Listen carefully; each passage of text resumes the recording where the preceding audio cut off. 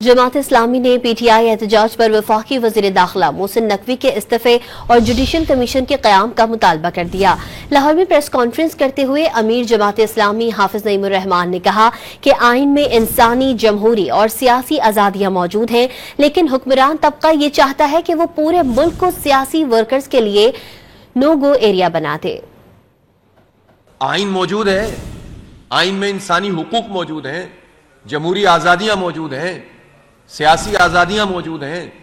हर political worker को यह हक हासिल है कि वो अपनी आवाज़ बुलंद कर सकता है। मैं इस वक्त फौरी मुतालबा तो ये करता हूँ कि इतने ब्लडशेड के बाद, इतना खून बहा, इतने लोग जख्मी हैं, इस पर तो वज़ीर दाखिला साहब मोहसिन नकवी साहब को फौरन इस्तीफा दे देना चाहिए। क्या जवाज है इनका इस वक्त इस पोजीशन पे रहने का, जब ये इंसानी जानों का तहफ़्फ़ुज़ नहीं कर सके बल्कि खुद इस अमल में शरीक हुए हैं।